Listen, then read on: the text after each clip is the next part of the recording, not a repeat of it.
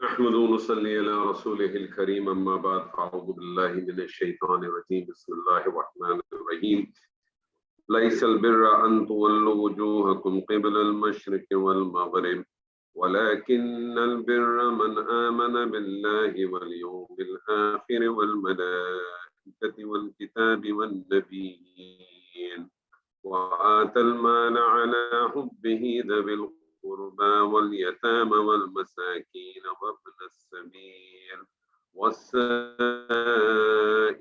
وفي الرقاب وأقام الصلاة وآتى الزكاة والمؤفون بعهدهم إذا عاهدوا والصابرين في البأساء والضراء وحين البأس أولئك الذين صدقوا وأولئك هم المتقون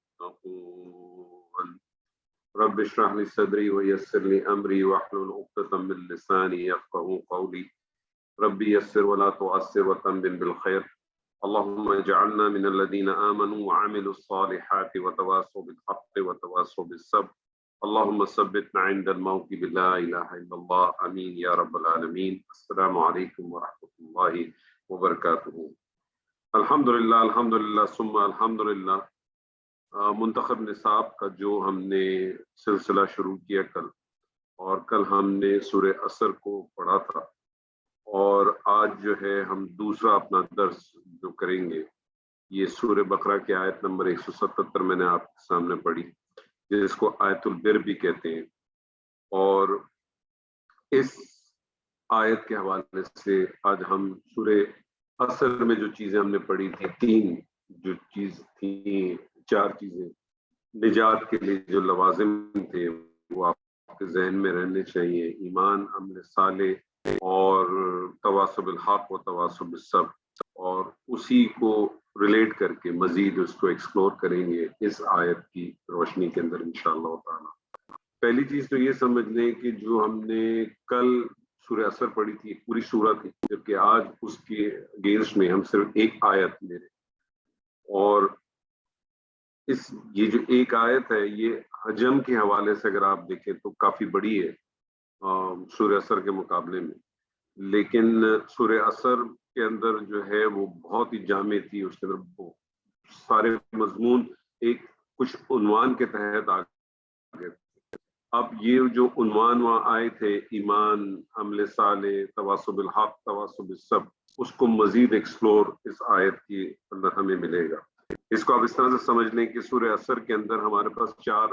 جو بنیادی مضمون ہمارے سامنے آئے تھے وہ تھا ایمان عمل صالح تواصی بالحق تواصی بالصبر اور اگر آپ اس آیت کو دیکھیں جو بھی میں نے آپ کے سامنے آیت البر جو 177 آیت ہے سورہ بقرہ کی جو آپ کے سامنے پڑھی تو اس کے اندر اگر آپ دیکھیں تو ایمان جو ہے اس کو مزید ایکسپلور کر دیا گیا یعنی ایمان کے لیے کہا گیا کہ وَلَكِنَّ الْبِرَّ مَنْ آمَنَ بِاللَّهِ وَالْيَوْمِ الْآخِرِ وَالْمَلَائِكَةِ وَالْكِتَابِ وَالنَّبِيِّينَ یعنی یہاں ایمان کی جو ہے وہ 5 ایمانیت کا ذکر مزید آ گیا یعنی وہاں ایک لفظ ایمان تھا اس ایمان کے لفظ کو مزید ایکسپلور کر دیا گیا یعنی اس کی مثال جو ہے نا اس طرح سے لے لیں کہ یہ کلی کی طرح ہے جو ابھی کھلی نہ ہو اس میں پتیاں ہیں لیکن نمایاں نہیں ہوتی وہ کلی کھلتی ہے پھول نکلتا ہے اور ظاہر ہو جاتا ہے اسی طرح سے لفظ ایمان میں وہ تمام مضامین ہیں لیکن سورہ عصر کے اندر وہ ایک بند پھول تھا سمجھ لیں آپ یا ایک بند کلی کی مانند تھا جو اب مزید یہاں ایکسپلور ہوا اور وہ جب ایکسپلور ہوا تو 5 مزید پتیاں آپ کے سامنے آ گئیں وہ 5 پتیاں کیا ہیں کہ ایمان کسے کہتے ہیں اللہ پر ایمان ملائک پر ایمان یوم الآخر پر ایمان کتابوں پر ایمان انبیاءوں پر ایمان اسی طرح سے سورہ عصر کا جو دوسرا مضمون تھا یہ جو عنوان تھا وہ عمل صالح تھا اب یہاں عمل صالح کو اگر آپ دیکھیں تو اس کے اندر مزید ایکسپلور ہوا وہ عمل صالح یعنی کس طرح سے ہوا کہ اس کے بھی آپ مزید جو ہے وہ 3 عنوان قائم کر سکتے ہیں یعنی سب سے پہلا عنوان ہوگا انسانی ہمدردی اور خدمت خلق یعنی انسان اپنے محنت سے جو وہ کماتا ہے گاڑے پسینے سے جو کمائی کرتا ہے اور ایسی کمائی مال ایک ایسی چیز ہے جو سب کو اس سے بڑی محبت ہوتی ہے اور اس مال کو جو ہے وہ کس طرح سے وہ اللہ کے بندوں کے اندر تقسیم کرتا ہے اور اسی کے بعد جو ہے دوسرا عنوان پھر ہمیں اسی عمل صالح سے ملتا ہے کہ عبادت کا یا حقوق اللہ کا، اور جس کے اندر دو میجر چیزیں آپ کے سامنے آتی ہیں، ایک اقام الصلاۃ اور دوسرا اقام الزکات۔ اور پھر اسی طرح سے جو ہے وہ تیسرا ایک عنوان آ جائے گا عمل صالح کے اندر، کہ جس کے اندر جو وعدہ وفا کیا جائے، جو وعدہ کیا جائے اس کو نبھانے کے بارے میں، اور تمام معاملات کے اندر جو کانٹریکٹس ہوتے ہیں اس کے لین دین کے بارے میں، یہ تمام چیزیں اس عنوان کے تحت آ جاتی ہیں۔ پھر اس کے بعد سورہ عصر کے اندر جو تیسرا اور چوتھا جو عنوان بنتا تھا وہ تواصی بالحق و تواصی بالصبر بنتا تھا۔ تو یہاں بھی آپ اس طرح سے سمجھ لیں کہ اس کا بھی، اس آیت کا بھی اختتام جو ہے وہ اسی طرح سے ہوتا ہے کہ والصابرین فی الباساء والضراء وحین الباس۔ تو صبر کو جو ہے مزید ایکسپلور کر دیا گیا کہ صبر جو ہے وہ فقر و جو فاقے کے اندر ہو، تکلیف و مصائب کے اندر ہو، جنگ کے وقت ہو، یہ وہ تمام وقت ہیں جس وقت صبر کی کیا اہمیت ہے، کس طرح سے سچویشن ہے۔ صبر کے تین چیزیں آ جاتی ہیں۔ باسا ہم جس طرح سے جانتے ہیں کہ ہم فقر و تنگی کو کہتے ہیں، درا جو ہے وہ تکلیف کے لیے ہوتا ہے، چاہے وہ جسمانی ہو، اذیت ہو، یا وہ ذہنی خوف ہو، یہ ساری چیز اس طرح سے آتی ہے۔ تو بیسکلی جو کچھ ہم نے سورہ عصر کے اندر ایک چیز کو پڑھا تھا، وہاں سے ہمارے پاس 4 موضوع نکلے تھے یا 4 عنوان جو ہمارے پاس سے نکلے تھے، اس کو مزید ہم ایکسپلور کرتے ہیں یہاں۔ ایک چیز اس سے پہلے کہ ہم مزید اس کے اوپر بات کریں، آپ یہ دیکھیں کہ اگر ہم اس آیت کا ایک ترجمہ، ایک رواں ترجمہ اگر اس کا ہم رکھتے ہیں، تو ترجمہ اس کا اس طرح سے بنتا ہے کہ نیکی یہی نہیں ہے کہ تم اپنے چہرے مشرق اور مغرب کی طرف پھیر دو، بلکہ اصل نیکی اس کی ہے جو ایمان لایا اللہ پر اور یوم آخر پر اور فرشتوں پر اور کتابوں پر اور انبیاء پر، اور دیا اس نے مال اس کی محبت کے اپنے رشتہ داروں کو، یتیموں کو، محتاجوں کو اور مسافر کو اور سائلوں کو اور گردنوں کے چھڑانے میں، اور قائم کی اس نے نماز اور ادا کی زکوٰۃ، اور پورا کرنے والے اپنے عہد کے جبکہ کوئی وہ معاہدہ کر لے، اور بالخصوص صبر کرنے والے فقر و فاقہ میں، تکالیف و مصائب میں اور جنگ کے وقت، یہی وہ لوگ ہیں جو واقعتاً راست باز ہیں، اور یہی ہیں وہ جو لوگ جو حقیقتاً متقی ہیں۔ متقی یعنی پرہیزگار ہیں، ڈرنے والے ہیں، بچنے والے۔ تو اگر آپ اس پیرائے میں دیکھیں تو یہاں بات ہو رہی ہے نیکی کی، نیکی ایک، اسی لیے اس آیت کو آیت البر کہا جاتا ہے۔ اور اس آیت کا جو آپ یہ سمجھ لیں کہ جو زمانہ نزول ہے یا جو اس کا جو زمان ہے، ہم اس کانٹیکس میں اس وقت اس پہ بات نہیں کر رہے، کیونکہ اس کے پیچھے تو بہت ساری چیزیں کہ آیت کس کانٹیکس میں نازل ہوئی تھی، اس کے پیچھے کیا اس کے ریزنز تھے، ہم اس پہ بھی اس تھاٹ پہ نہیں جا رہے۔ لیکن ایک چیز ذہن میں رکھ لیں کہ نیکی کی یہاں بات ہو رہی ہے، اور نیکی کے حوالے سے سمجھ لیں کہ ہر انسان نے اپنی زندگی میں نیکی کا کوئی نہ کوئی تصور ضرور قائم کیا ہوا، چاہے وہ مسلمان ہو کہ غیر مسلم۔ یہ نیکی کا تصور ہر ایک نے کیا ہوا ہے۔ ایسا نہیں ہے کہ نیکی صرف مسلمان ہی کرتے ہیں، چیریٹی صرف مسلمان ہی کرتے ہیں، غیر مسلم بھی اتنی چیریٹی کرتے ہیں۔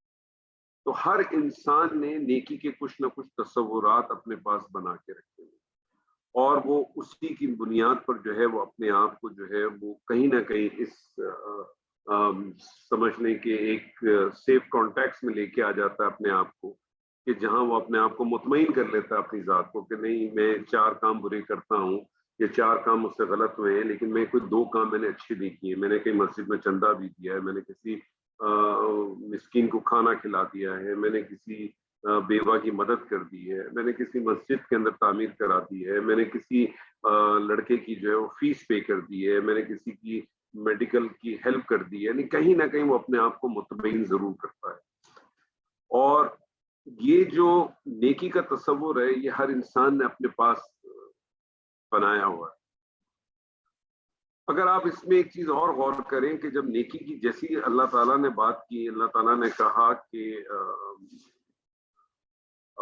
لیس البر ان تولوا وجوہکم قبل المشرق والمغرب ولکن البر من آمن बिल्लाहि वल यौमिल आखिर, यानी नेकी जो है उसको अल्लाह ताला ने इस तरह से कर दिया कि असल नेकी उसकी है जो ईमान लाया अल्लाह पर, यौमिल आखिर पर, और फरिश्तों पर, किताबों पर, अंबियाओं पर।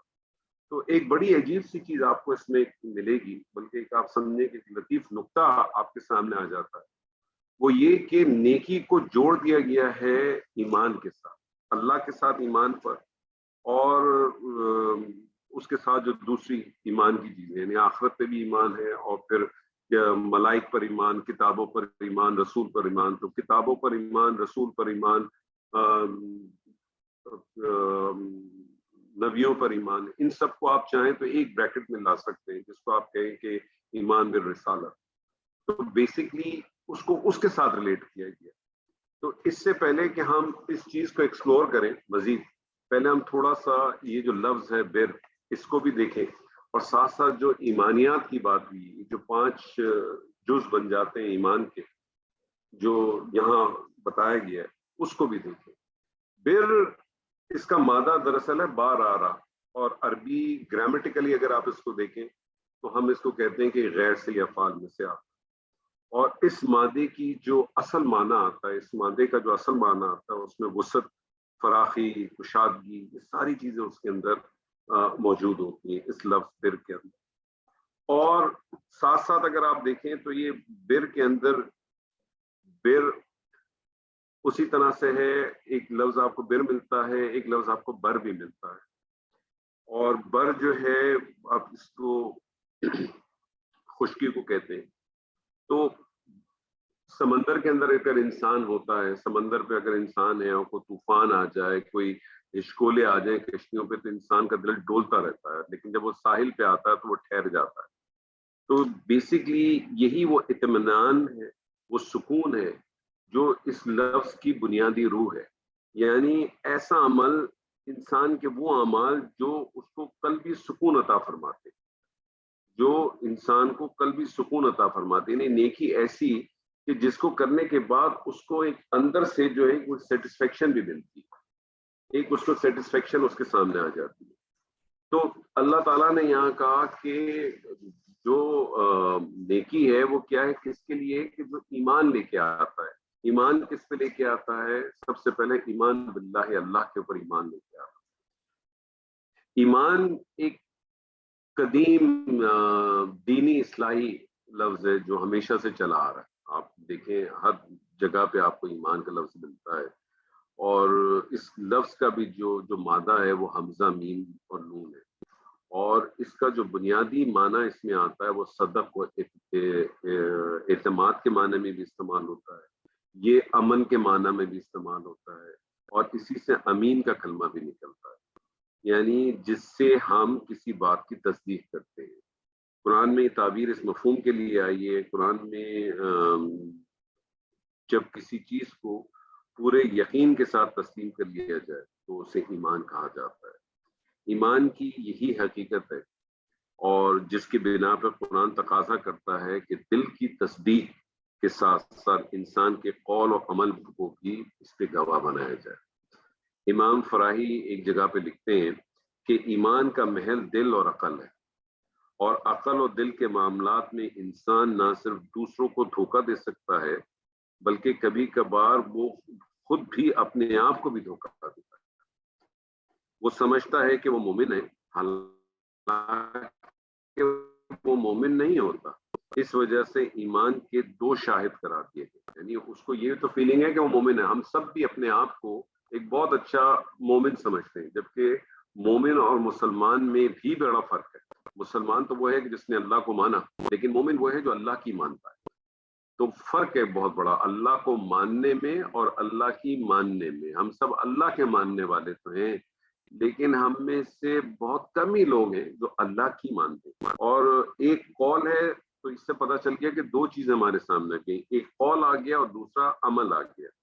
और चूंकि कौल झूठा भी हो सकता है, कौल अगर है कोई बात है वो झूठी भी हो सकती है, इस वजह से सिर्फ जबान से इकरार करने वाला कभी भी मोमिन नहीं करार दिया जा सकता। सिर्फ जबान से एक आदमी इकरार करे कि मैं मोमिन हूँ, मैं मुसलमान हूँ, वो काफी नहीं है, वो सफिशिएंट नहीं है। बल्कि जरूरी होगा कि आदमी का अमल اس کے ایمان کی تصدیق کریں. یعنی قول اور عمل دونوں ساتھ ساتھ چلیں گے، قول و عمل دونوں ساتھ ساتھ چلتے ہیں. تو قانون کی نگاہ میں تو ویسے اگر زمینی اس پہ دیکھیں تو ہر وہ شخص جو جس نے زبان سے کلمہ ادا کیا وہ اسلام کا اقرار کرتا ہے، لیکن جہاں تک حقیقی ایمان کا تعلق ہے وہ انسین ہے، وہ چھپا ہوا ہے، وہ آپ کے اندر ہے. اسی لیے آپ دیکھیں کہ جو منافق ہے، منافق جو ہے یہ بھی بظاہر اگر آپ دیکھیں حقیقی طور پہ تو وہ مسلمان ہی ہے نا. پورے قرآن مجید میں دیکھیں کہیں کوئی آیت یا الذین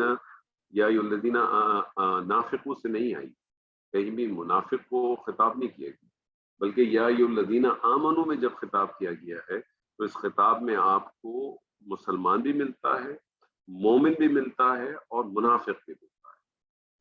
جس طرح سے وہ آیت ہے اس کو اسی طرح سے دیتا ہے.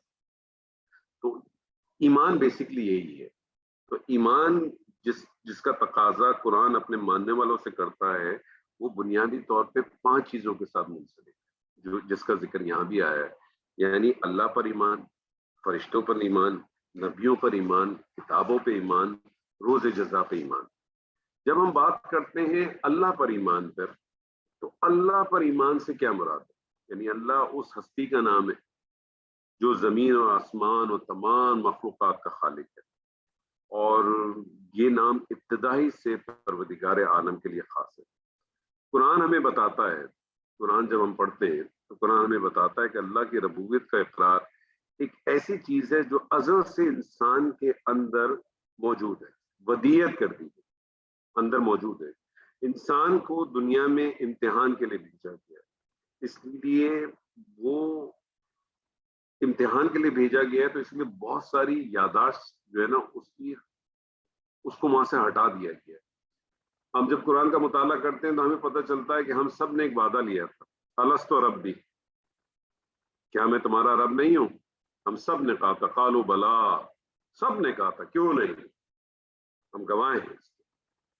لیکن ہم میں سے کتنوں کو یاد ہے کہ ہم نے یہ گواہی لی؟ کسی کو یاد نہیں.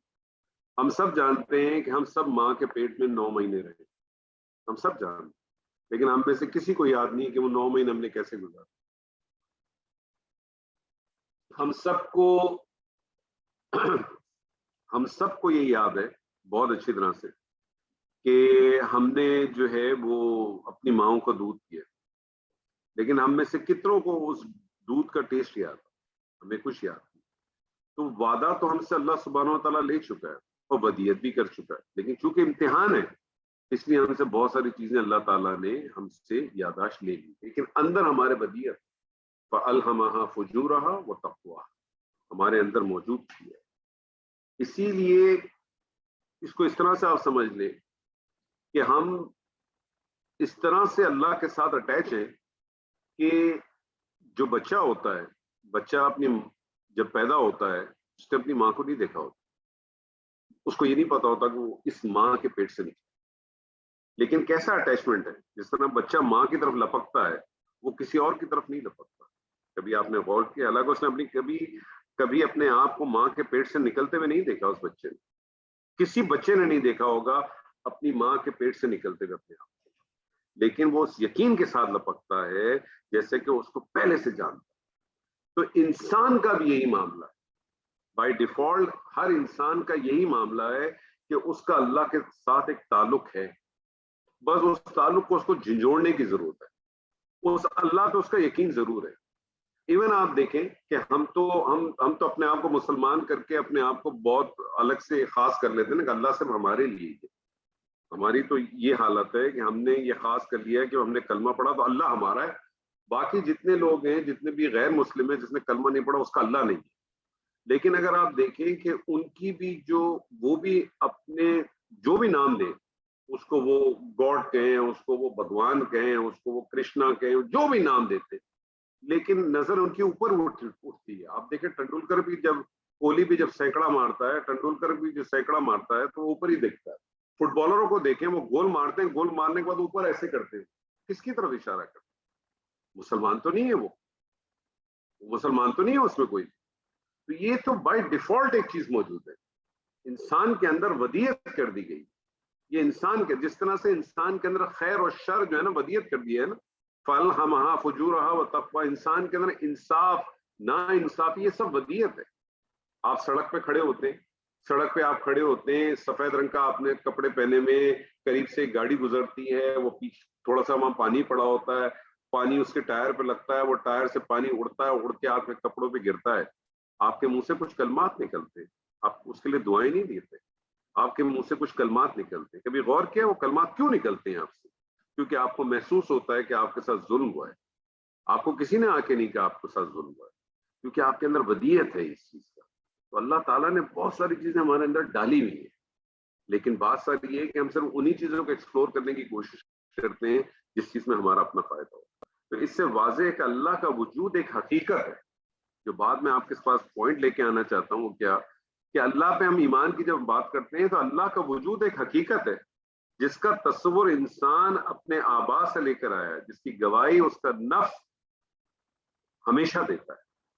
انسان اگر اپنے پروردگار کی معرفت حاصل کرنا چاہتا ہے، اور اگر انسان اگر چاہتا ہے کہ وہ اللہ کو پہچانے، اللہ کو پانے کی کوشش کرے، تو لازم اس کو جاننا چاہیے کہ اللہ کی ذات کیا ہے، اللہ کی ذات کیا ہے، اس کی صفات کیا ہے، وہ کون سی سنن ہے، وہ کون سی اللہ کی سنتیں ہیں جو اس نے اپنی ذات کے لیے مقرر رکھی ہیں. ایمان کے لیے معرفت بہت ضروری ہے. جب ہم کہتے ہیں نا اللہ پہ ایمان، تو اللہ پہ ایمان خالی ایمان اس طرح سے نہیں ہے، یہ ہمیں جاننا چاہیے کہ اللہ کی ذات کیا ہے. یعنی اللہ تعالیٰ کی ذات کے بارے میں قرآن نے پوری صراحت کے ساتھ واضح کر دیا ہے کہ وہ کسی طرح انسان کے ادراک میں نہیں آ سکتی. یہ بالکل واضح ہے. لا تدرک الابصار وہو یدرک الابصار، وہ کسی بھی انسان کے ادراک میں نہیں آتی، اس کی نگاہیں اسے نگاہیں نہیں پا سکتی ہے، وہ نگاہوں کو پا لیتا ہے. یہ بالکل واضح ہے. اللہ تعالیٰ نے جو حواس انسان کو عطا کیے ہوئے ہیں ان میں سے سب سے اہم جو ہے وہ بصارت دیکھنے کا ہے. اس کے لیے اس نے آنکھیں دی ہیں، مگر یہ آنکھوں کا حال بھی اس وقت ہے کہ اگر اطراف میں روشنی نہ ہو، اس کمرے کے اندر میں اگر جو لائٹیں بھی جل رہی ہیں ان کو اگر میں بند کر دوں تو میں باوجہ کہ میرے پاس آنکھیں موجود ہے میں دیکھنے سے قاصر ہوں. تو مجھے اس کو دیکھنے کے لیے اس بصارت کے باوجود بھی مجھے اطراف کی روشنی ضرور چاہیے. اس میں کوئی شبہ نہیں ہے کہ قیامت کے روز اہل ایمان والے اپنے پروردگار کو دیکھیں گے. قرآن خود کہتا ہے، قرآن کے اندر آیا ہے. لیکن یہ دیکھنے کے مختلف درجات ہیں. یہ دیکھنا ایسا نہیں ہوگا کہ جیسے میں اور آپ ایک دوسرے کو دیکھتے ہیں. ہو سکتا ہے یہ دیکھنا ایسے ہو جس طرح سے مطلب اس کے بارے میں لوگ کہتے ہیں کہ جو پردے جو ہیں وہ حجاب کے ہٹ جائیں گے. تو وہ دیکھنا ایسے ہی ہوگا کہ لوگ اپنے پروردگار کو ایسے ہی دیکھیں گے جیسے ہم سورج دیکھتے ہیں، تارے دیکھتے ہیں، چاند دیکھتے ہیں. اس طرح سے بھی دیکھنا ہو سکتا ہے. تو اللہ کی ذات کے اوپر اسی طرح سے اللہ کی صفات، اللہ تعالیٰ کی صفات ہیں. اللہ تعالیٰ کی جو صفات ہیں وہ کسی نہ کسی درجے میں انسان کی گرفت میں ضرور آتی ہیں اور اللہ تعالیٰ نے رکھی ہوئی ہیں. لیکن اس چیز کے اوپر بہت اچھی طرح سے آپ کو ذہن میں رکھنا چاہیے کہ جو اللہ کی صفات ہیں وہ اللہ کے ساتھ ہی ہیں، وہ کسی اور کے ساتھ نہیں ہیں. یعنی چاہے وہ کتنی انسان کے پاس بھی ہیں اور جتنی کچھ بھی ہے انسان کے پاس بھی جو کچھ نہ کچھ حصہ کہیں نہ کہیں سے آپ کو مل جاتا ہے، وہ اس کو آپ اس کے ساتھ جوڑ نہیں سکتے. یعنی ہم سب جانتے ہیں کہ رزق دینے والا اللہ کی ذات، یہ اللہ کی صفات ہے کہ اللہ جو ہے نا رازق ہے. لیکن دنیا میں بھی لوگ آپ کو کوئی نوکری دیتا ہے، کوئی آپ کو بزنس دیتا ہے، وہ آپ کا ایک اسباب بن سکتا ہے، سبب بن سکتا ہے. جس طرح سے کہتے ہیں نا کہ اسباب کو لینے میں، اسباب کو اختیار کرنے میں کبھی انکار نہیں ہے. آپ اسباب اختیار کر سکتے ہیں. آپ بیمار ہیں، آپ ڈاکٹر کے پاس جاتے ہیں، اپنے اسباب کیا نا. آپ اپنے گھر پہ نہیں بیٹھے رہتے کہ اللہ مجھے ٹھیک کر دے گا. اللہ چاہے گا تو اللہ ٹھیک کر دے گا. لیکن اللہ تعالیٰ نے ایک پروسیس بنایا ہے. ہر چیز کا ایک پروسیس ہے، آپ کو اس پروسیس کے تھرو چلنا ہے. تو اللہ تعالیٰ رازق ہے. اللہ تعالیٰ نے اسباب آپ کو دیے، اسباب آپ اختیار کریں، لیکن کسی اسباب پہ آپ توکل نہیں کر سکتے. یعنی میں یہ توکل کر لوں کہ مجھے اب میری جو ہے وہ دال روٹی اسی صورت میں چل سکتی ہے کہ مجھے فلانا شخص اگر میرے ساتھ کام کرے گا تو میں بچوں گا، نہیں تو میں نہیں بچ سکتا. یہ فلانا ڈاکٹر ہی میرا علاج کرے گا، یہ فلانا چیز ہی میرے ساتھ کرے گا تو میں بچ سکتا ہوں ورنہ نہیں بچ سکتا، تو یہ سب گڑبڑ ہے، یہ سب گڑبڑ ہے۔ پھر اسی طرح سے اللہ کی جو سنت ہے، یعنی اللہ تعالیٰ نے جو معاملہ اپنے بندوں کے ساتھ کرتے ہیں اور جس طریقے سے کرتے ہیں اسے قرآن میں سنت الہی سے تعبیر کیا گیا، اور اس میں کسی قسم کی کوئی تبدیلی، یعنی جب اللہ تعالیٰ کہتا ہے نا کہ جب اللہ تعالیٰ جیسے کہتا ہے وَلَا تَتَمَنُّوا فَضَّلَ اللَّهُ بِهِ بَعْضَكُمْ عَلَىٰ بَعْضٍ، تم یہ تمنا نہ کرو کہ اللہ نے اگر کسی کے اوپر فضل کیا تم سے زیادہ تو تم اس چیز کی تمنا نہ کرو کہ اس کے ساتھ ایسا کیوں کیا، میرے ساتھ ایسا کیوں نہیں کیا، یہ اللہ نے کیا ہے، اللہ کی منشا ہے، اللہ کی مرضی ہے، لیکن تم اللہ سے اپنا فضل مانگو، جتنا مانگنا ہے مانگو، اللہ کا ایک سسٹم ہے، اللہ کا ایک قانون ہے، اللہ اپنے اس قانون کے تحت چلتا ہے۔ اللہ جو ہے وہ شریعت کا پابند نہیں ہے، میں اور آپ شریعت کے پابند ہیں، مجھے اور آپ کو کیا کرنا ہے، ہم نے اس چیز کو اپنے ذہن میں رکھنا ہے۔ اسی طرح سے اللہ تعالیٰ نے دنیا امتحان کے لیے بنائی، انسان کی طبیعت میں جو کچھ ودیت ہے وہ اسی امتحان سے نمایاں ہوگا۔ نفس کے اندر جو بہت ساری چیزیں، علم کے جس طرح سے علم و عمل کے جس طرح سے درجات ہیں، جس طرح سے اس کے سامنے کھلتے ہیں، اور یہ ساری چیزیں اللہ تعالیٰ نے امتحان کے لیے بنائی ہے۔ اور کیوں بنائی ہے؟ تاکہ وہ دیکھ سکے کہ ہم میں سے کون جو ہے وہ ان امتحان سے گزرنے کے بعد بھی اللہ کے بتائے ہوئے احکامات پر، اللہ کی بتائی ہوئی چیزوں کو دیکھ کے اوپر چلتا ہے۔ تو اور پھر اسی طرح سے اللہ تعالیٰ نے ہدایت اور دلالت کا بھی قانون رکھا ہوا۔ قرآن نے بتایا کہ یہ ہدایت اس کی فطرت میں بھی ودیت ہے، جس طرح سے میں نے آپ سے پہلے کہا تھا فَأَلْهَمَهَا فُجُورَهَا وَتَقْوَاهَا، انسان کو اللہ تعالیٰ نے ہدایت بھی اس کے اندر ڈال دی ہے، اس کے اندر دلالت، ساری چیزیں ڈالی ہوئی۔ اللہ تعالیٰ نے کبھی اگر انشاءاللہ، میرے خیال میں ہم اس سبجیکٹ پہ تو نہیں کریں گے، لیکن اگر موقع لگے گا تو اس کو ضرور ہم کسی طرح سے اگر اٹیچ کر سکیں گے تو اٹیچ کریں گے۔ وہ جو سورہ نور کی آیت ہے جس کو آیت النور کہتے ہیں، سورہ نور کی آیت نمبر 35، تو اگر اس کا مطالعہ کریں تو آپ کو پتہ چلے گا ہر چیز اللہ تعالیٰ نے ڈال دی ہے، ہمارے اندر موجود ہے، اور کس طرح سے آپ اس ہدایت کو لیتے ہیں۔ اللہ تعالیٰ کہتا ہے نا اللہ جسے چاہتا ہے ہدایت دیتا ہے اور جسے چاہتا ہے گمراہ کرتا ہے، لیکن اگر آپ اس آیت کو اسی کانٹیکس میں لے لیں کہ اللہ جسے چاہتا ہے ہدایت دیتا ہے اور اللہ جسے چاہتا ہے گمراہ کرتا ہے، تو پھر میرے ہاتھ میں تو کچھ ہے ہی نہیں، میرے ہاتھ میں تو کچھ بھی نہیں ہے۔ پھر جب میرے ہاتھ میں کچھ نہیں ہے تو پھر مجھے اللہ سزا کیوں دے گا؟ پھر تو مجھے سزا نہیں دینی چاہیے، پھر تو یہ تو میرے ساتھ تو بڑا ظلم و زیادتی والا معاملہ ہوتا ہے۔ ایسا نہیں ہے، بہت ہی فائن لائن ہے، اس فائن لائن کو ہم کو انڈرسٹینڈ کرنا چاہیے۔ اللہ ہدایت دیتا ہے، جو چاہتا ہے ہدایت لینا اسے اللہ ہدایت دے گا، اور جو چاہتا ہے گمراہی لینا اسے اللہ گمراہ دے گا۔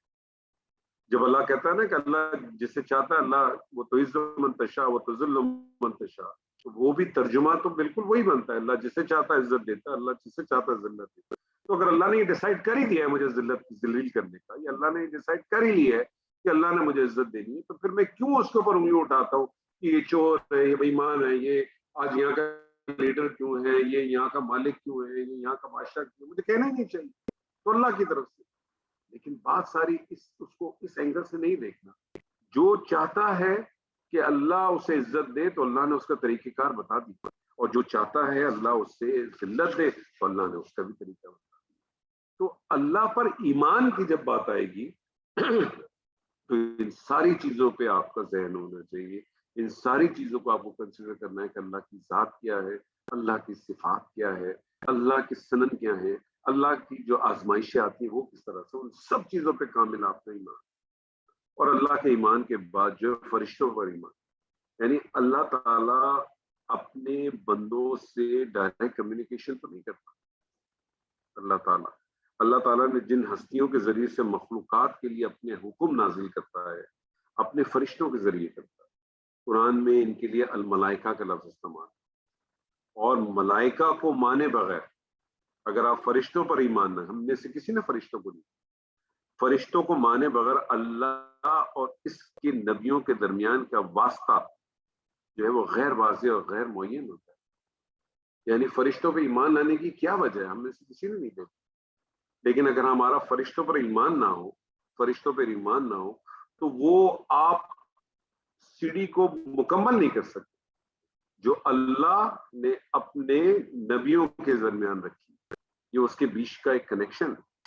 یہ بات دنیا ہمیشہ سے مانتی ہے کہ جب کبھی بھی مانتی ہے کہ اللہ ہے. یہ بات تو سب مانتے ہیں کہ اللہ موجود ہے, اور اللہ اپنے اس فرشتوں کے ذریعے سے نبیوں کو اپنے میسیجز دیتا ہے. نبی بھی کون ہے؟ جو چنے ہوئے لوگ.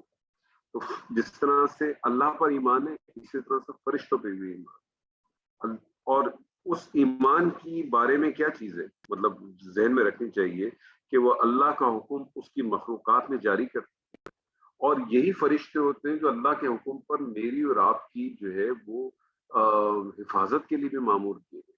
میری اور آپ کی حفاظت کے لیے یہی فرشتے مامور کیے. یہ فرشتے جنہوں نے سجدہ کیا تھا, یہ سجدہ کرنے کی بنیادی وجہ بھی یہی, کیونکہ یہ اللہ کی بیوروکریسی ہے, اور اس بیوروکریسی نے سجدہ کرنے کے بعد اس چیز کو ایگری کیا تھا کہ جو کچھ اللہ نے اس مخلوق کے لیے رکھا ہے اس کے لیے وہ کسی قسم کا بیچ کے اندر انٹرفیئر نہیں کرے گی. نہیں تو پتہ چلا زمین کا فرشتہ ہو, وہ آپ سے کہے کہ یار میں تو اس کو زمین پہ نہ چلنے دوں, آپ کو چلنے بھی نہ دے, آپ کو تو اٹھا کے پھینک دے گا. آپ ایک قدم آگے بڑھا اور 4 قدم آپ کو پیچھے پھینک دے گا. نہیں, بلکہ وہ تو تمہاری میری اور آپ کی حفاظت کے لیے موجود, میری اور آپ کی دعا کرنے کے لیے موجود. اور جس طرح حکم لے کے اترتے ہیں اسی طرح سے اللہ کی بارگاہ میں پیشگی کے لیے بھی عروج میں بھی جاتے ہیں, اور وہ نبیوں پہ وحی بھی نازل کرتے ہیں. پھر اسی طرح سے نبیوں پر ایمان. اللہ تعالیٰ نے جن ہستیوں کے ذریعے بنی آدم کو احکامات اور ہدایت کا اہتمام کیا ہے وہ نبی کے ذریعے کیا.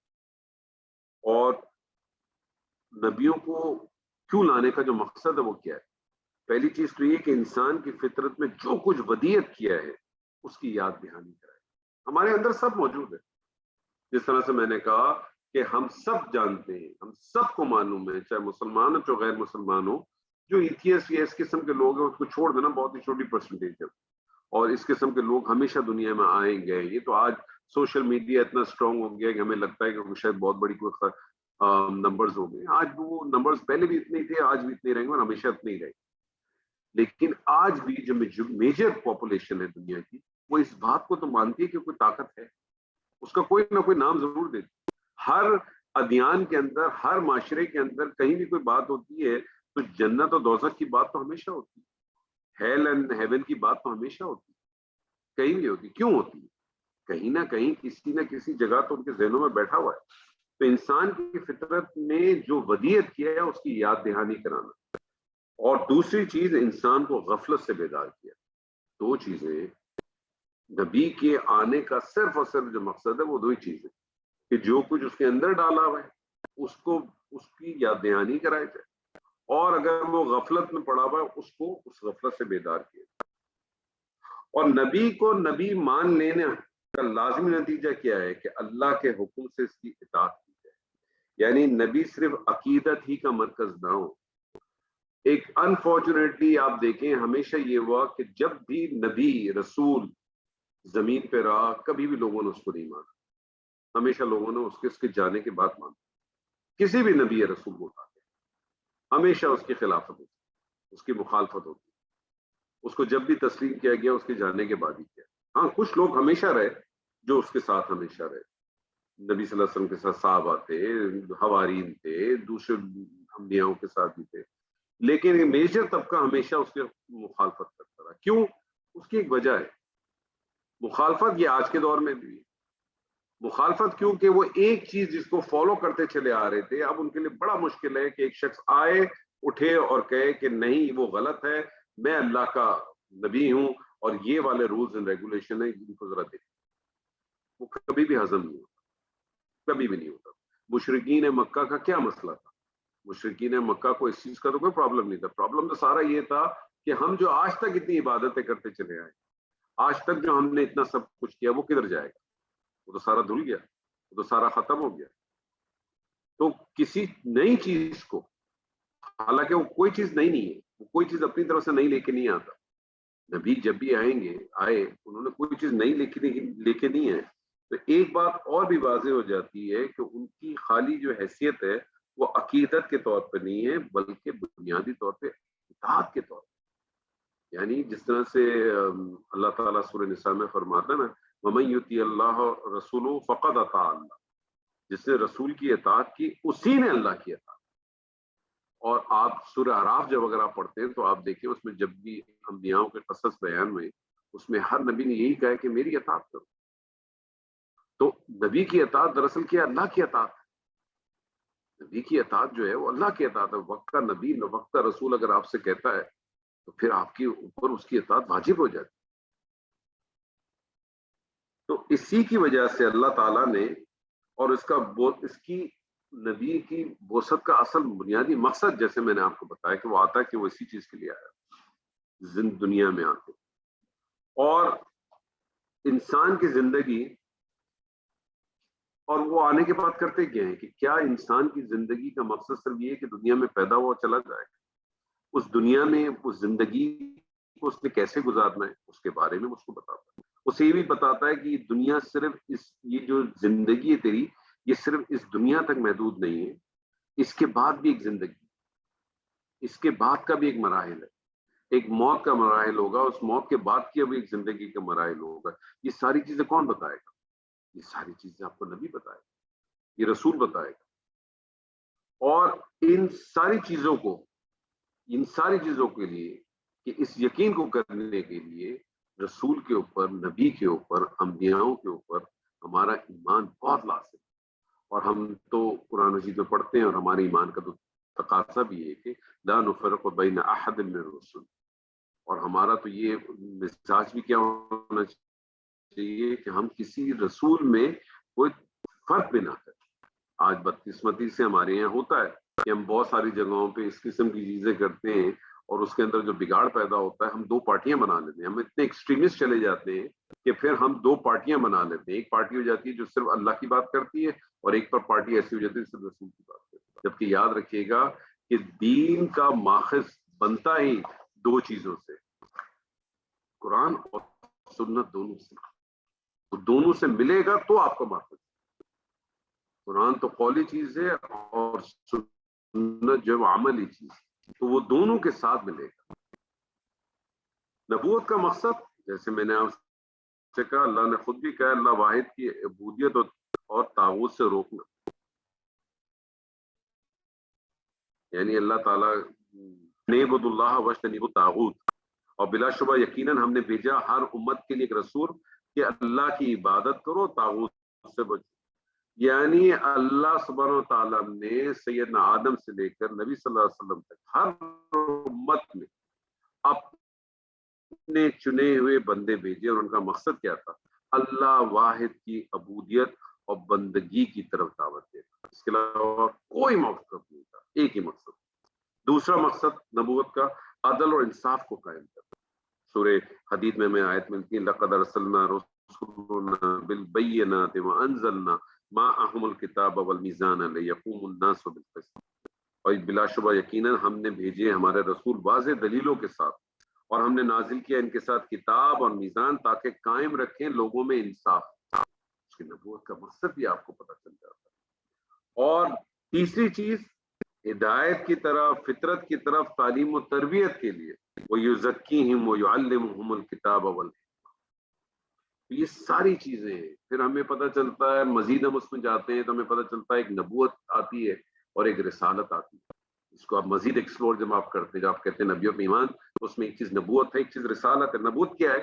نبوت یہ ہے کہ بنی آدم میں سے کوئی شخص آسمان سے وحی پا کر لوگوں کو حق بتائے اور اس کے ماننے والوں کو قیامت میں اچھے انجام کی خوشخبری دے اور نہ ماننے والوں کو برے انجام سے.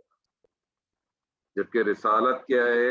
یہ ہے کہ نبوت کے منصب پر جو فائز ہے, نبی ہے, وہ اپنی قوم کے لیے اس طرح اللہ کی عدالت بن کر اس قوم کے سامنے عدالت بن کر زمین پر چلتی پھرتی اللہ کی عدالت بنتا ہے کہ اگر قوم اس کو جھٹلائے تو اس کے بارے میں اللہ کا فیصلہ اسی دنیا میں نافذ کرے اور حق کا غلبہ عملاً قائم کرے. جب ہم بات کرتے ہیں کہ نبیوں پہ ایمان کس طرح سے, تو نبیوں پہ ایمان اس طرح سے, اور پھر کتابوں پر ایمان. یعنی انسان کی ہدایت کے لیے جس طرح سے انبیاء بھیجے گئے, اسی طرح میں اللہ تعالیٰ نے ان کے ساتھ اپنی کتاب بھی نازل کی. یہ کتابیں اس لیے نازل کی ہیں کہ اللہ کی ہدایت لکھی ہوئی ہو اور خود اس کے الفاظ میں لوگوں کے پاس موجود. اور آج آپ یہ دیکھیں اللہ سبحانہ و تعالیٰ کا یہ کتنا بڑا ہم پر احسان ہے. اس سے پہلے تو جتنی کتابیں اس سے پہلے آئیں اس کتابوں میں, تمام کتابوں میں کہیں نہ کہیں کسی نہ کسی جگہ پہ تعریفیں ہوگی, لیکن یہ کتاب جو آج ہمارے سامنے موجود ہے اس کتاب میں تو کسی قسم کی کوئی تعریف نہیں, شوشے کی بھی تعریف ہو. ہاں مانوی تعریف ہو سکتا ہے, ترجمے کے لحاظ سے بہت سارے لوگوں نے کہیں نہ کہیں مانوی لحاظ سے کی ہو, لیکن عربی ٹیکسٹ کے حوالے سے آپ دیکھیں تو ایک شوشے کا بھی فرق ہے. اللہ تعالیٰ نے خود اس کی حفاظت کا انتظام کیا. تو وہاں جو ہم نے پڑھا سورہ اثر میں ایمان کے بارے میں, اس ایمان کو آج ہم نے دیکھا کہ وہ ایمان ایکسپلور ہوتا ہے فردر. وہ ایمان ایکسپلور ہوا, وہ ایمان کیا ہے کہ اللہ پر ایمان, اللہ کے فرشتوں پر ایمان, اس کی کتابوں پہ ایمان, اس کے نبی پہ ایمان, اور روز آخر کے اوپر ایمان. اب یہ بڑا سوال آتا ہے کہ بات تو نیکی کی ہو رہی ہے, بات تو نیکی کی ہو رہی تھی, وَلَكِنَّ الْبِرَّ, کہ اور نیکی نہیں ہے, کیا نہیں ہے, کس کے لیے ہے, اور اس کا تعلق ایمان سے کس طرح سے بنتا ہے. اور ایمان کے اندر بھی آپ نے دیکھا کہ پہلی چیز تھی کہ اللہ کے ساتھ اور یوم الآخر, اور پھر فرشتے, اور پھر کتابیں, اور پھر نبی. یعنی دو چیزیں ہو گئی. ایک تو چیز ہو گئی کہ ایمان باللہ اور آخرت کے ساتھ, اور دوسری چیز ہو گئی وہ ایمان بالرسالہ. تو کیا کنیکشن بنتا ہے, مطلب اس نیکی کا ایمان کے ساتھ کیا کنیکشن بنے گا. نیکی جیسے میں نے آپ کو ابتدا میں کہا تھا کہ ہر انسان کا ایک تصور ہے, نیکی کا کوئی نہ کوئی تصور اس کے پاس موجود ہے. کوئی انسان کسی کو کھانا کھلانا نیکی سمجھتا ہے, کوئی کسی کی فیس بھرنا نیکی سمجھتا ہے, کوئی کسی کی میڈیکل کی دوائی لینا نیکی سمجھتا ہے, کوئی مسجد کی تعمیر کرانے میں کو نیکی سمجھتا ہے, کوئی مسجد میں پنکھا لگانے کو کوئی نیکی سمجھتا ہے, کوئی کنواں کھلوا دے گا. یعنی کوئی نہ کوئی تصور انسان نے بنایا ہو. ہم پڑھتے ہیں, ہم نے پڑھا ہے قرآن مجید میں کہ وہ جو لوگ تھے مشرکین مکہ تھے, ان کی عبادت یہ تھی کہ وہ سیٹیاں مارتے تھے اور تالیاں بجاتے تھے. سیٹی مارتے تھے اور تالیاں بجاتے تھے, وہ ان کی نظر میں ایک طریقے کا تھا. پھر ہمیں اسی طرح سے کتابوں میں ملتا ہے کہ خانہ کعبہ کا طواف جو ہے وہ بغیر لباس کے بالکل بہانہ ہو کے وہ طواف کرتے تھے, نیچرل اس کے اوپر, اور سمجھتے تھے کہ شاید یہ بھی ایک طریقے کار ہوگا. پھر ہمیں اسی طرح سے ملتا ہے کہ وہ شرطیں لگاتے تھے, اور شرطیں لگانے کے بعد جب وہ جو بھی جوا کھیلتے تھے یا جو بھی شرطیں لگاتے تھے, وہ شرطیں لگاتے تھے اس میں سے جو شخص ہار جاتا تھا وہ ایک بڑا سا اونٹ مطلب ہوتا تھا, شرط لگا کے اس اونٹ کو ذبح کرتا تھا اور باقی لوگوں میں کھلا دیتا تھا. تو وہ شرط کے پیسے گھر لے کے نہیں جاتے تھے, وہ لوگوں میں کھلا دیتے. تو تصور ہر دور میں موجود رہے. تو اب دو چیزیں ہیں. انسان یہاں دیکھیں اللہ نے کہا کہ نیکی, میں اگر اس کے ترجمے کو دوبارہ آپ کے سامنے اگر رکھوں کہ اصل نیکی اس کی ہے جو ایمان لایا اللہ پر اور یوم آخر پر. اس پہلے پارٹ کو ہم لے لیتے ہیں, فرشتوں پر اور کتابوں اور انبیاء کو ہم سیکنڈ پارٹ میں. تو پہلا پارٹ آ گیا کہ نیکی کو آپ نے ریلیٹ کر دیا کہ وہ اللہ پر ایمان لایا اور یوم آخر پہ لے کے آیا. تو بہت سارے لوگ جو نیکی کرتے ہیں اس کی ایک وجہ یہ ہو سکتی ہے کہ وہ جنت کا حصول چاہتے ہیں. تو جنت کا حصول چاہتے ہیں تو اس کا مطلب آخرت کے اوپر اس کا ایمان ہوگا تو ہی وہ جنت کا حصول چاہے گا, ادروائز تو نہیں چاہے گا. ایک ایسا شخص ہے وہ نیکی اس لیے کرنا چاہتا ہے کہ وہ آگ سے بچنا چاہتا ہے. وہ چاہتا ہے کہ اس کو یہ نہیں پتا جنت ملے گی, لیکن کہتا ہے یار میں آگ سے بچ جاؤں, میں یہ آگ برداشت نہیں کر سکتا. یہ بھی ایک تصور ہو سکتا ہے. ایک شخص ایسا بھی ہو سکتا ہے کہ جو نیک کام اس لیے کرنا چاہتا ہو یا نیکی اس لیے کرنا چاہتا ہو کہ وہ چاہتا ہے کہ اس سے اس کا رب راضی ہو. جس طرح سے ہم صحابہ کے بارے میں پڑھتے ہیں کہ رضی اللہ عنہم ورضوا عنہ, ایک یہ تصور بھی ہو سکتا ہے. یعنی کوئی نہ کوئی چیز تو ہوگی نا, کوئی نہ کوئی چیز ہوگی جو اس کو ریلیٹ کرے گی. اب سوال یہ پیدا ہوتا ہے کہ میں نیکی کیسے کروں, میں کس کو نیکی سمجھ رہا ہوں. کیا میں لوگوں کو پانی پلانے کو نیکی سمجھ رہا ہوں, کیا میں مسجدوں میں مسجد تعمیر کرنے کو نیکی سمجھ رہا ہوں، یا میں نیکی جو ہے وہ کنواں کھدوانے کو نیکی سمجھ رہا ہوں؟ میں کس کو نیکی سمجھ رہا ہوں؟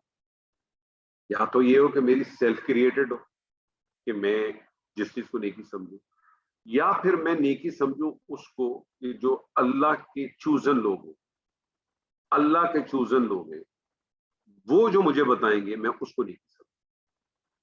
اسی لیے اللہ نے یہ نہیں کہا کہ اللہ پر ایمان لاؤ اور آخرت پر ایمان لاؤ، اسی لیے اللہ نے پھر اپنی 3 مزید چیزوں کو بتایا کہ ان تینوں چیزوں پہ بھی ایمان لاؤ، جو کہ ایمان بالرسالہ بنے۔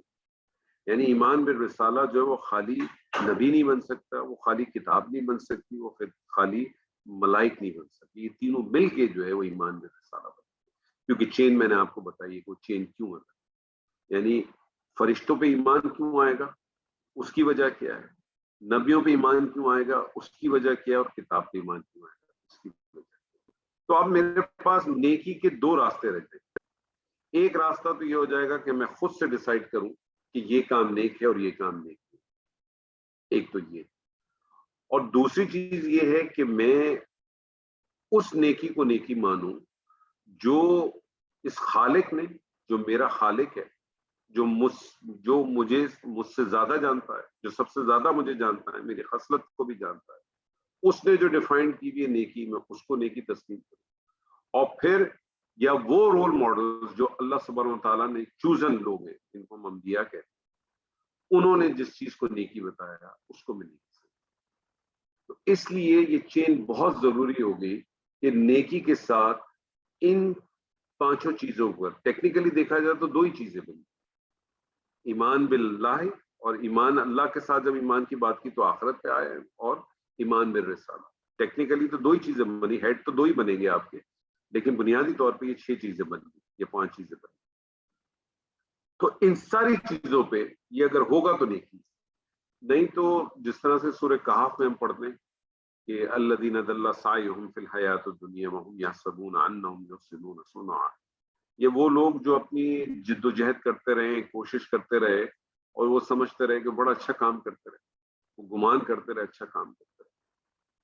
تو جو کچھ میں نے اور آپ نے تصور کیا نیکی، ٹھیک ہے، کیا وہ تصور ٹریٹ ہوگا نیکی کے بارے میں، یا نیکی وہ ٹریٹ ہوگی جو اللہ اور اس کے رسول نے بتائی؟ تو جب قرآن کہتا ہے نا کہ والوزن یومئذ الحق، اس دن جو ہے وہ ہر چیز حق کے ساتھ وزن کی جائے گی، تو آپ کے اعمال جو ہیں وہ بھی حق کے ساتھ تولے جائیں گے۔ اب اعمال تولے کیسے جائیں گے؟ تولنے کے لیے نارملی آپ کو پتہ ہے ترازو، اگر آپ ایک ذہن میں لے کے کسی بھی چیز کو تولنا ہوتا ہے تو ترازو ہوتا ہے۔ آج کل کی نیو ٹیکنالوجی کو اگر آپ چھوڑ دیں تو جس کے اندر بلٹ ان جو ہے وہ اس کے ویٹس اندر موجود ہوتے ہیں، اب آپ پلیٹ فارم ہوتا ہے، پلیٹ فارم پہ کچھ چیز رکھتے تھے، وہ انڈیکیٹر آ جاتا ہے، ایل ای ڈی لگا ہوتا ہے، اس پہ ویٹ آ جاتا ہے۔ لیکن اگر آپ جو پرانے زمانے کے یا جو آج تک کا جو ترازو کا جو ہمارے ذہن میں تصور آتا ہے کہ ایک اس طرح سے پلڑا ہوگا، اس کے 2 پلڑے ہوں گے، ایک ترازو اس طرح سے ہوگا، اس کے 2 پلڑے ہوں گے، اس میں ایک طرف آپ جو ہے وہ جس چیز کو تولا جاتا ہے اس کو رکھ دیتے ہیں، اور دوسری پلڑے میں آپ کچھ اسٹینڈرڈ ویٹس رکھتے ہیں جو اس کو میجر کرتا ہے۔ تو آپ کے جو اسٹینڈرڈ جو اللہ کہتا ہے کہ اس دن سارے تمہارے آپ ہر چیز کو تولا جائے گا، تو تولا کیسے جائے گا؟ وہ اسٹینڈرڈ ویٹس ہوں گے، یعنی جو آپ نے عمل کیے ہیں، جو آپ نے نیکیاں کی ہیں، اس کو ویٹ کرنے کا طریقہ کار کیا ہو، یعنی اس کا طریقہ کار یہ ہوگا کہ وہ اس کا حکم اللہ نے دیا ہو، اس کا طریقہ کار آپ کو نبی صلی اللہ علیہ وسلم کی سنت سے ملا ہو، اور آپ کا اخلاص، یہ تینوں چیزیں ہوں گی تو آپ کا ایک اسٹینڈرڈ ویٹ کیلکولیٹ ہوگا۔ اگر یہ تینوں چیزیں موجود نہیں ہیں یا ان تینوں چیزوں میں کوئی کمی بیشی ہے تو پھر ویٹ آپ کا نہیں ہوگا۔ اللہ تعالیٰ نے آپ سے کہا نماز پڑھے، اللہ تعالیٰ نے تو آپ سے کہا نا نماز پڑھے، لیکن اللہ تعالیٰ نے نماز کیسے پڑھنی ہے یہ تو ہمیں نہیں بتایا، یہ ہمیں ہمارے امیاؤں سے ملا، ہمیں ہمارے نبی صلی اللہ علیہ وسلم سے ملا۔ تو نبی صلی اللہ علیہ وسلم نے طریقہ کار بتایا نماز پڑھنے کا، اب مجھے نماز اپنے نبی کے طریقے سے پڑھنی ہے، اور نبی صلی اللہ علیہ وسلم کے طریقے کو میں کہاں سے لوں گا؟ میں وہ تواتر کی یا جو سب سے ہائیسٹ لیول کی جو احادیث ہوں گی میں ان سے لے کے اس کو ڈرائیو کروں گا اور مجھے مل جائے گی۔ اب میں وہاں کسی اپنی خواہشات کی پیروی نہیں کر سکتا وہاں. مجھے وہاں اپنی خواہشات کی پیروی نہیں کرنی چاہیے کہ میں اس فلانے مسلک کے ساتھ بلونگ کرتا ہوں اس لیے میں یہ فلانی چیز میں نہیں کروں گا کیونکہ وہ یہ مسلک نہیں کرتا.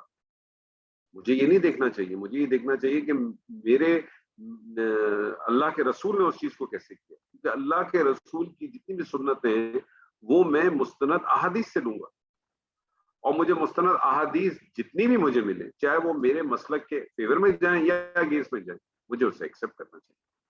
مجھے اس کے اندر اس چیز کو نہیں دیکھنا چاہیے کہ وہ میں اس سے اپنے مسلک سے باہر چلا جاؤں گا کہ مسلک کے اندر آؤں. تو میرا عمل کون سا قبول ہوگا؟ میرا عمل اسی صورت میں قبول ہوگا کہ جس کا حکم اللہ نے دیا, جس کا طریقہ مجھے نبی صلی اللہ علیہ وسلم سے ملتا ہے, اور میرا اپنا اخلاص کیا. اللہ نے کہا نماز پڑھیں, نبی صلی اللہ علیہ وسلم سے مجھے نماز کا طریقہ پتہ چل جاتا ہے. میں فجر کی رکعت جو ہے وہ 2 کے بجائے 4 پڑھتا ہوں. دیکھیے ہے نا, زیادہ پڑھ رہا ہوں. کیا میں پڑھ سکتا ہوں؟ کیا وہ 4 رکعت قبول ہوں گی؟ کیا وہ 4 رکعت قبول ہو سکتی ہیں؟ کیوں قبول ہوں گی؟ نماز پڑھنے کا ہی حکم دیا ہے. میں نمازی تو پڑھ رہا ہوں, اچھا کام ہی تو کر رہا ہوں. میں ایک رکعت میں 2 سجدے, 2 کی جگہ 4 سجدے کرتا ہوں. کیا کر سکتا ہوں میں نہیں کر سکتا. تو نیکی جو پہلی چیز جو ہمیں پتہ چل جاتی ہے وہ کیا ہے کہ نیکی کو ریلیٹ کر دیا. جب اللہ تعالیٰ نے اس کو ریلیٹ کر دیا کہ تمہارا ایمان ہونا چاہیے اللہ کے ساتھ, آخرت کے ساتھ, اللہ کی کتابوں کے ساتھ, اس کے فرشتوں کے ساتھ, اس کے نبی کے ساتھ, تو اس کے کیا معنی ہو گیا کہ تمہاری نیکی جو ہے وہ ریلیٹ ہوگی ان ساری چیزوں کے ساتھ.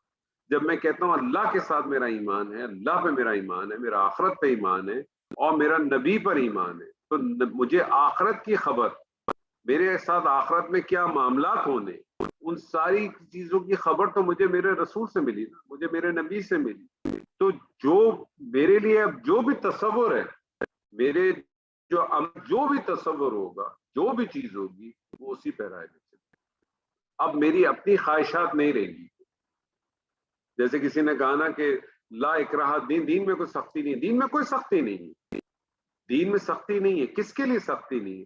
جو ابھی مسلمان نہیں بنا, جس نے کلمہ نہیں پڑھا. میں تلوار کی زور کے اوپر کسی کو کلمہ نہیں پڑھا سکتا, میں تلوار کی زور پہ کسی کو نماز نہیں پڑھا سکتا. لیکن اگر ایک شخص نے کلمہ پڑھ لیا ہے تو پھر وہاں اس کی مرضی نہیں چلے گی. وہ کہے نہیں جی میں جو ہے نا وہ فجر کی نماز جو ہے نا ظہر میں ادا کروں گا, نہیں, یہ ایکسیپٹیبل نہیں ہو سکتا. یا وہ کہے کہ میں 2 نہیں میں 6 سجدے کروں گا, یا وہ یہ کہے کہ میں 2 رکعت نہیں میں 8 رکعت پڑھوں گا. یہ ایکسیپٹیبل نہیں ہو سکتا, یہ ایکسیپٹیبل نہیں ہوگا. تو اس دین کے اندر جو رعایت ہے وہ اپنی جگہ پر, لیکن اس کے جو نارمز ہوں گے وہ کس بنیاد پہ چلیں. وہ جب ہم کہتے ہیں واطیعوا اللہ واطیعوا الرسول, اللہ تعالیٰ نے ایک قانون دیا نا آپ کو سورہ نساء کے. اللہ تعالیٰ نے کیا کہا؟ یا ایھا الذین آمنوا اطیعوا اللہ واطیعوا الرسول واولی الامر منکم. اے لوگوں جو ایمان لائے ہو, اطاعت کرو اللہ کی اور اطاعت کرو رسول کی اور اولو الامر کی جو تم میں سے. اللہ تعالیٰ نے تینوں کو کہا. یعنی اس کو بھی تھوڑا سا آپ سمجھیں, اس کو بھی تھوڑا ایکسپلور کریں. یعنی اللہ کی اطاعت اور رسول کی اطاعت, رسول بھی وہی کہتے ہیں جو اللہ کہتے ہیں. اور جب اولو الامر کی بات آ گئی تو اولو الامر کی بھی وہی بات مانی جائے گی جو اللہ اور اس کے رسول کی اطاعت کے اندر ہو. ایسا نہیں ہو سکتا کہ اللہ کی اطاعت بھی ہے, رسول کی اطاعت بھی ہے, اور اولو الامر کی ایک تیسری اطاعت ہے. ایسا نہیں ہے. اطاعت جو ہوگی وہ اللہ اور اس کے رسول کی اطاعت کے تابع ہوگی. آپ ماں باپ کا حکم مانیں, استاد کا حکم مانیں, اپنے اماموں کا حکم مانیں, اپنے بزرگوں کا حکم مانیں, اپنے حاکموں کا حکم مانیں, جس چیز کا آپ مان کریں, کوئی ایشو نہیں ہے. لیکن ایک بات ذہن میں رہنی چاہیے کہ ان کا کوئی بھی حکم جو ہے اللہ اور اس کے رسول کے حکم سے باہر نہیں ہو سکتا, اس کے اندر ہی رہے. فَإِن تَنَازَعْتُمْ فِي شَيْءٍ, اور اگر کسی چیز میں کوئی تنازع ہو جائے, کسی چیز میں کوئی آپ کا کوئی سمجھے کوئی ڈسکرمنیشن آ جائے, کوئی کسی قسم کا کانفلکٹ کھڑا ہو جائے, تو پھر اللہ نے کیا کہا؟ وَإِن تَنَازَعْتُمْ فِي شَيْءٍ فَرُدُّوهُ إِلَى اللَّهِ وَرَسُولِهِ, تو اس کو لوٹا دو کہاں؟ اللہ اور اس کے رسول کی طرف. اولی الامر کو یہاں سے ہٹا دیا گیا. کیا اس قانون کو اللہ سبحانہ و تعالیٰ نے جو یہ قانون ہمیں دیا, کیا ہم اس قانون کے اوپر اپنے آپ کو رکھتے ہیں؟ ہماری کتنے بھی کوئی بھی چیز ہوتی ہے, ہمارے جتنی بھی چیزیں ہوتی ہیں, کبھی ہم اس کو اس پیرائے میں سوچا ہے کبھی ہم نے آج تک کہ ہم نے اپنی اللہ تعالیٰ نے ہمیں ایک قانون بتا دیا، اللہ تعالیٰ نے بالکل واضح الفاظ کے اندر ایک چیز بتا دی، کیا ہم نے کبھی کوشش کی اس چیز کے اوپر؟ ہم نے کبھی کوشش کی؟ ہم نے کبھی کوشش نہیں کی۔ میں آپ کو اس کی مثال اس طرح سے دے دوں کہ ہم دین کے معاملے میں صرف اور صرف جو ہے نا وہ تقلید بیس پہ چلتے ہیں۔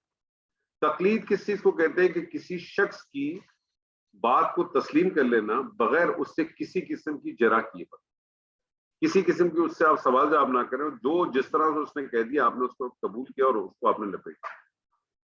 آپ اپنی عام زندگی کے اندر دیکھ لیں کہ اگر آپ سے کوئی شخص کہے کہ آپ فلانے شخص کو ایک 10,000 روپے دے دیں اور میں آپ کو یہ ادا کر دوں گا، آپ جانتے ہیں کہ جس شخص نے آپ سے کہا کہ آپ فلانے شخص کو 10,000 دے دیں، آپ بہت اچھی طرح سے جانتے ہیں کہ جس شخص نے کہا وہ شخص آپ کو پیسے دے دے گا، لیکن اس کے باوجود بھی آپ اس سے 2 سوال ضرور پوچھتے ہیں۔ خیریت ہے؟ کیوں دینا چاہ رہے ہو؟ یار مجھے تو وہ بندہ صحیح نہیں لگتا، لیکن بہرحال آپ کہہ رہے ہو تو میں دے دیتا ہوں۔ آپ کچھ نہ کچھ جرا کرتے ہو اس کے ساتھ۔ اور ایک شخص آپ کے سامنے بیٹھتا ہے اور آخرت کے بارے میں یا آپ کو دنیا کے بارے میں آپ کو ساری چیزیں کہہ دیتا ہے، اور آپ میں اتنی ہمت نہیں ہوتی ہے، اتنی کوشش نہیں کرتے آپ کہ آپ اس سے پوچھیں کہ یہ جو تم مجھے بتا رہے ہو، یہ جو مجھے کچھ نیکی کا جو راستہ تم بتا رہے ہو، یہ مجھے تم فلانے جو چیزیں کہہ رہے ہو کہ یہ مجھے کرنی چاہیے، بڑی نیکی، اس کا بڑا فائدہ ہے، اس کی کوئی دلیل ہے، اس کا کچھ ثبوت ہے؟ کبھی نہیں، ہم ہمت بھی نہیں کر پاتے۔ تو اللہ تعالیٰ نے اس چیز کو، پہلی چیز تو اللہ نے یہ بتا دی کہ نیکی کے جو تصور تم نے اپنے پاس بنائے ہیں، وہ جو کچھ بھی تم نے بنائے وہ تمہارے پاس ہوں گے۔ جیسے میں نے آپ سے پہلے بھی کہا نا کہ نیکی کا کوئی نہ کوئی تصور تو ہر ایک کے پاس ہے ہی، ہر ایک نے کوئی نہ کوئی تصور بنا دیا، لیکن اللہ سبحانہ و تعالیٰ نے کہا کہ نیکی پہ جانے سے پہلے تو پہلی چیز تو یہ بنیادی سمجھ لو کہ تم کو اس نیکی تک جانے کے لیے جو پرائمریلی کام کرنا ہے وہ تو پہلے ایمان پہ لے کے آ جاؤ، پہلے تو ان چیزوں پہ ایمان رکھو، پھر ہم بات کرتے ہیں کہ نیکی کیا ہے۔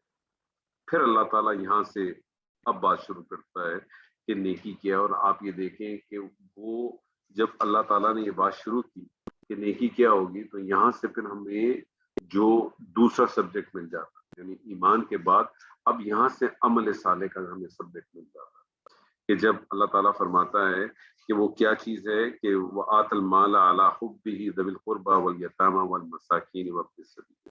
تو یہاں سے ہمیں پتہ چلتا ہے کہ جو عمل صالح کی جو دوسری، جو وہاں سورہ اثر کے اندر جو دوسری چیز تھی، وہ یہاں فردر کھل جاتی ہے، جس کو ہم کہتے ہیں خدمت خلق ہے یا انسانی ہمدردی۔ اور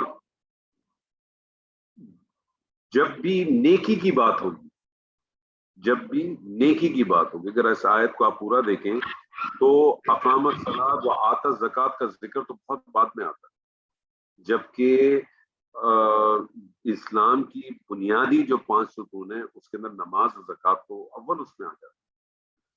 تو جب یا ذہن میں رکھیں کہ جب بھی نیکی کی بات ہوگی تو ترتیب یہی رہے گی جو اس آیت میں، اور جب جو ہے وہ بنیادی اسلام کے ستونوں کی بات ہوگی تو پھر وہ ترتیب رہے گی، پھر وہ والی ترتیب رہے گی۔ تو یہاں آپ دیکھیں کہ اللہ تعالیٰ نے جب اس چیز کی بات کی ہے تو اللہ تعالیٰ کہتا ہے کہ تم نیکی تک جو ہے، نیکی یہ نہیں ہے، بلکہ نیکی کیا ہے کہ تم وآت المال علی حبہ، جو تمہیں مال دیا گیا ہے، جو تمہارے پاس مال آیا ہے، اس کو تم خرچ کرتے ہو۔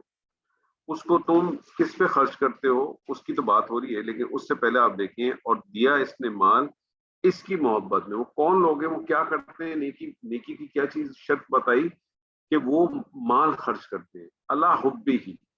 اب اللہ حبی ہی کے 2 معنی آ سکتے ہیں۔ ایک معنی تو یہ آ سکتا ہے کہ وہ اللہ کی محبت میں خرچ کرتا ہے، اور اس کا ایک معنی یہ بھی آ سکتا ہے جو مجھے زیادہ بہتر لگتا ہے، جو مجھے زیادہ اٹریکٹ کرتا ہے۔ وہ اٹریکٹ اس سینس میں کرتا ہے کہ ہم سب کی نیچر ہی اسی بیس پر، وہ اٹریکٹ کس بیس پہ کرتا ہے کہ یہ جو مال ہے اس سے مجھے بہت محبت ہے، کیونکہ میں نے اس میں بہت ٹائم لگایا، میں نے اس مال کو کمانے کے لیے کہیں جاب کی تھی، وہاں میں نے 8 گھنٹے 10 گھنٹے لگاتا تھا، یا میں کوئی بزنس کرتا تھا، میں نے وہاں ٹائم لگایا تھا، میرا وہاں وقت بھی لگا تھا، میرا وہاں ہو سکتا ہے کوئی اپنا کوئی انیشیل انویسٹمنٹ بھی لگا ہو، تو دونوں صورتیں بن سکتی ہیں، یعنی دونوں معنی میں آپ اس کو لے سکتے ہیں کہ وہ مال اس لیے خرچ کر رہا ہے کہ اس کو اللہ کی محبت میں کر رہا ہے، یا وہ مال خرچ کر رہا ہے کیونکہ اسے جو ہے وہ اس مال کو خرچ کر رہا ہے جس سے اسے بہت محبت ہے۔ اور یہ مال خرچ کس پہ ہونا ہے؟ ذوی القربہ، یعنی سب سے پہلی چیز تو بتا دی، یہ ترتیب کو ذہن میں رکھیں آپ اچھی طرح سے، اور کہ سب سے پہلی چیز آپ کے قرابت دار، یعنی قرابت دار سے مرادیں یعنی آپ کے قریبی عزیز جو مشکل اور تکلیف میں۔ اب سوال یہ پیدا ہوتا ہے کہ ہم اپنا مال بدقسمتی سے اپنوں پہ نہیں خرچ کرتے، ہم اپنا مال دوسروں پہ خرچ کرتے ہیں۔ کیوں؟ کیونکہ قرابت دار میں آپ کے اپنے عزیز بھی آ سکتے ہیں اور آپ کے جاننے والے بھی آ سکتے ہیں، آپ کے اپنے لوگ بھی آ سکتے ہیں اور آپ کے جاننے والے بھی آ سکتے ہیں۔ آپ نے ہم لوگوں کا رویہ یہ رہا ہے کہ ہم اب ماڈ لوگ ہو گئے، تو ہم جوائنٹ فیملی اور ان ساری چیزوں سے تو باہر چلے ہی گئے، لیکن ہم نے چلیں جوائنٹ فیملی کو اگر ہم اس وقت آرگیومنٹ نہ بنائیں اور ہم کہیں کہ جوائنٹ فیملی تو چلے جی اسلام میں نہیں ہے اور اس کو بھی ایکسیپٹ کر لیں، لیکن اسلام کے اندر صلہ رحمی تو ہے نا۔ تو ہم نے جب جوائنٹ فیملی سے باہر ہوئے تو ہم نے صلہ رحمی بھی ختم کر دی، یعنی پہلے ایک گھر کے اندر جو ہے وہ 6 بھائی رہتے تھے اپنی 6 بیویوں، سب اپنی اپنی بیویوں کے ساتھ بچوں کے ساتھ رہتے تھے۔ اب وہ اس کے اندر آ گیا کہ نہیں، سب کو انڈیپینڈنٹ ہونا چاہیے، یہ جو ہے نا، کیونکہ اسلام ہمیں صرف انہی چیزوں میں نظر آتا ہے، یہ بھی یاد رکھ لیجیے، اسلام بھی ہمیں جو ہے نا صرف انہی چیزوں میں نظر آتا ہے کہ نہیں وہ میری بچیاں ہیں وہ اور ان کے بیٹے ہیں، پردہ بھی نہیں ہو سکتا، اور یہ جو ہے نا شرعی طور ہمیں شریعت بھی اسلام بھی دین بھی جو ہے نا اس معاملے میں بہت اچھی طرح سے یاد آ جاتا ہے کہ آپ کے گھر کے اندر وہ جو ہے نا وہ 6 بھائی رہتے تھے، اور اب 6 کی جب شادیاں ہو گئی، جب تک ایک کی شادی ہوئی تھی تب تک کوئی مسئلہ نہیں ہوا، 1 سے 2، 2 سے 3، 6 کی شادی ہو گئی۔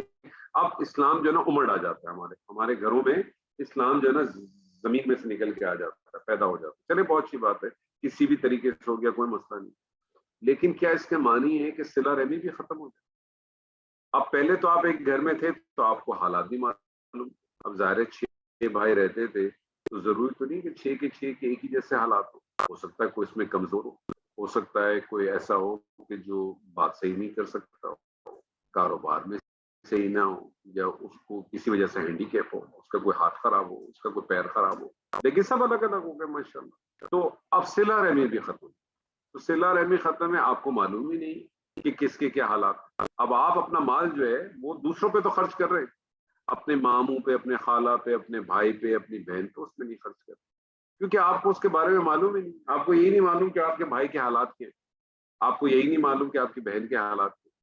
آپ کبھی کبھار ان سے ملتے ہیں، سرسری طور ملتے ہیں، اور کیا حال ہے، سب خیریت، سب ٹھیک ٹھاک ہے، چلیں جی اللہ خب سب خیر کرے، آپ کو معلوم ہی نہیں کہ اس کے کیا حالات ہیں، آپ کو یہی نہیں معلوم کہ اس کی فائنینشیل اسٹرینتھ کیسی ہے، کیا اس کے پاس اپنے بچوں کی فیس دینے کے لیے پیسے ہیں، کیا وہ جس گھر پہ رہتا ہے وہ اس کا اپنا گھر ہے یا اس کا کرایہ کا گھر ہے، اگر اس کا کرایہ کا گھر ہے تو کیا وہ کرایہ کا گھر ادا کرنے کی پوزیشن میں ہے، کیا اس کے گھر پہ جو کام کرنے والی آتی ہے کیا وہ کام کرنے والی کی اس کی پوزیشن ہے، یا اس کے گھر پہ کام کرنے والی نہیں آتی، کیا اسے کام کرنے والی کی ضرورت ہے، تو کیسے اپنا کام پورا کرتا۔ تو ہم نے اپنے کو تعلقات ہی نہیں رکھے، تو قرابت کس بات کی، بس یہ ہے کہ یہ میرا بھائی ہے، بس یہ ہے کہ یہ میری بہن ہے، بس یہ اس حد تک ہے، یہ میری خالہ ہے، یہ میرا ماموں ہے، دیٹس اٹ۔ کہ اللہ آپ سے کہتا ہے کہ تم نے جو سب سے پہلے حقدار ہے تمہارے مال کا وہ کون ہے؟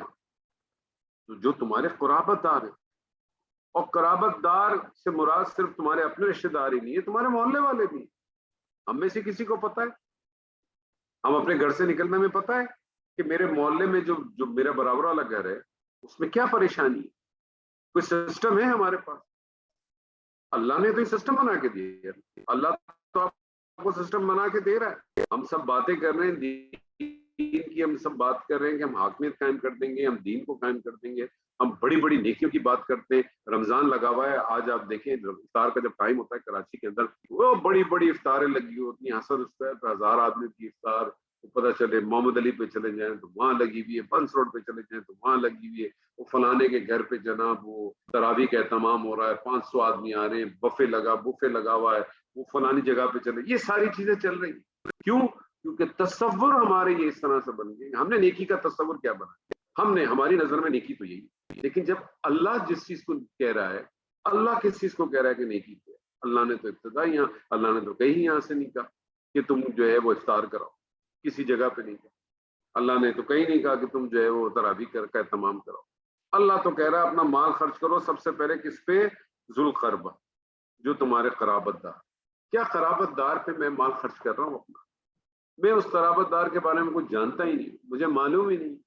مجھے شاید یہ بھی نہیں معلوم کہ کیا ہم میں سے بہت ساروں کو یہ بھی نہیں معلوم ہوگا کہ ہمارے جو بہن بھائی ہیں ان کے جو بچے ہیں وہ کس کس اسکول میں پڑھ رہے ہیں اور اس کی کیا کیا فیس ہے, اور وہ اپنی فیسوں کو کیسے ادا کر پا. ہمیں تو شاید یہ بھی نہیں معلوم.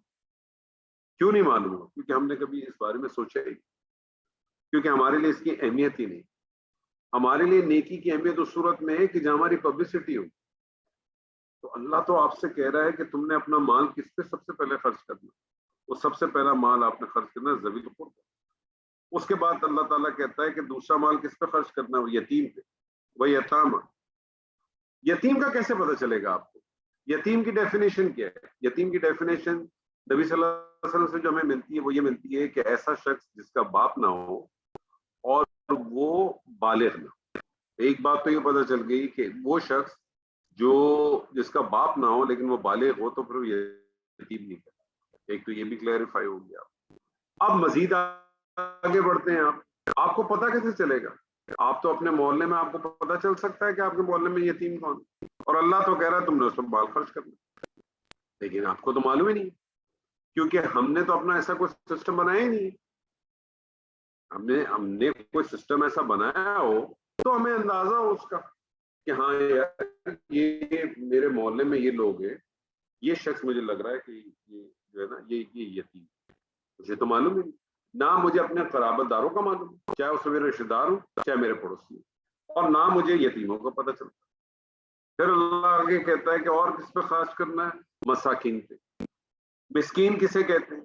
مسکین اس کو کہتے ہیں کہ جس کی ہمت جواب دے گئی, جو اپنے پاؤں پہ نہیں کھڑے ہو رہے ہو, جو خود کفیل نہ ہو. مجھے تو اپنے قرابت داروں کا نہیں پتہ چل رہا, میں مسکینوں کا کیسے پتہ چلے؟ میں اپنے محلے میں رہتا ہوں, میری گلی کے اندر 20 مکان ہیں.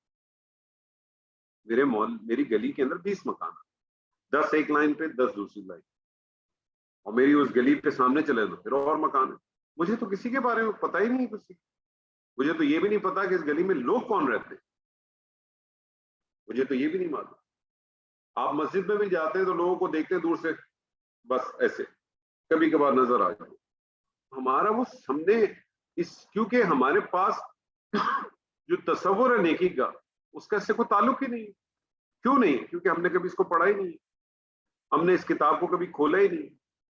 کتاب ہم سے, جو میں نے آپ سے کل بھی بات کی تھی کہ جو یہ کتاب ہم سے بیان کرتی ہے, جو کچھ یہ کتاب ہم سے بیان کرتی ہے, اور جو نبی صلی اللہ علیہ وسلم کی سیرت ہم سے بیان کرتی ہے, اور جو کچھ ہم پریکٹیکلی کرتے ہیں اس میں زمین آسمان کا فرق ہے.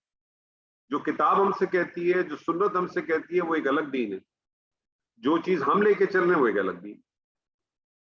ہمارا دین کا تصور ایک ڈفرنٹ ہے, جبکہ نیکی کا تصور اللہ تعالیٰ یہاں بتا رہا ہے کہ نیکی کیا چیز ہے, اور نیکی کس چیز صورت میں.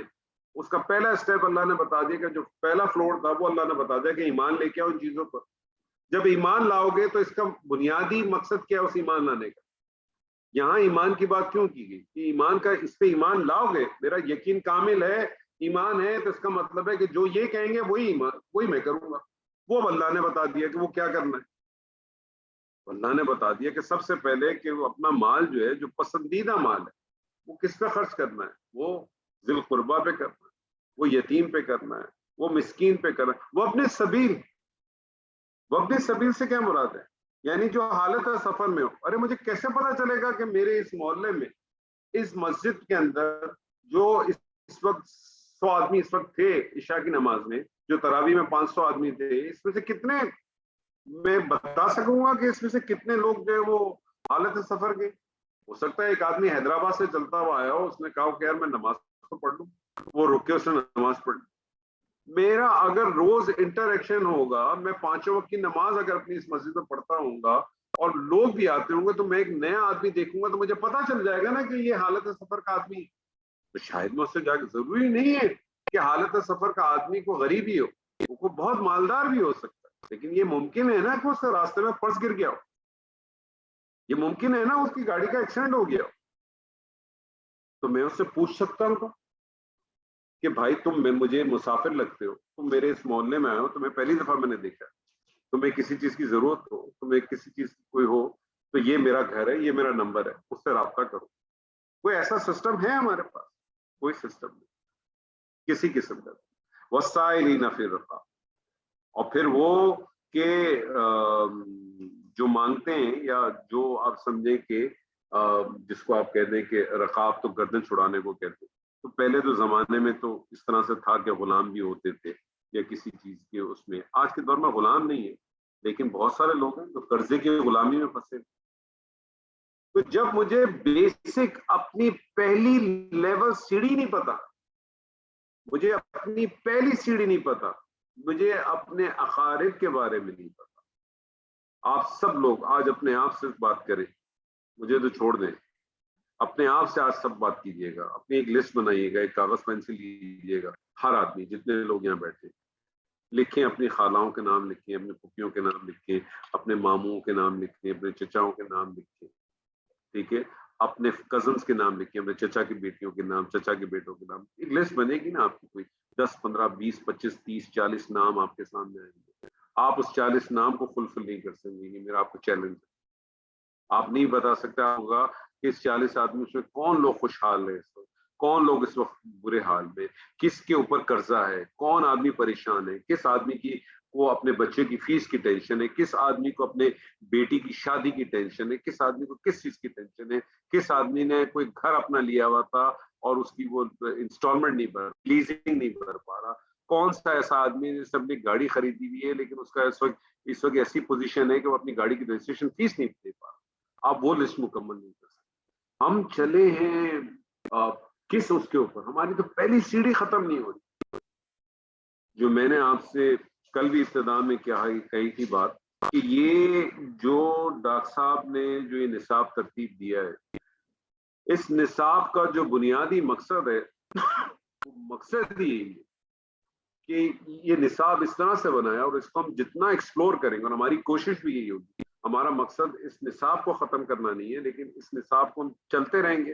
رمضان میں ختم نہیں ہوا، ہم اس کو کنٹینیو کریں گے انشاءاللہ کہ اس کو رمضان کے بعد بھی کریں، لیکن اصل بنیادی جو ہمارا جو آبجیکٹو ہوگا، وہ بنیادی آبجیکٹو صرف یہ ہوگا کہ ہم اس کو ایکسپلور کریں اور کوشش کریں ڈیلی بیسس پہ۔ جیسے میں نے آپ سے کل کہا تھا کہ وہ جو 4 لوازم ہیں، اس 4 لوازم کو اپنے پاس نوٹ ڈاؤن کریں۔ 4 لوازم کو نوٹ ڈاؤن کرنے کے بعد دیکھیں کہ آپ کہاں کس جگہ پہ۔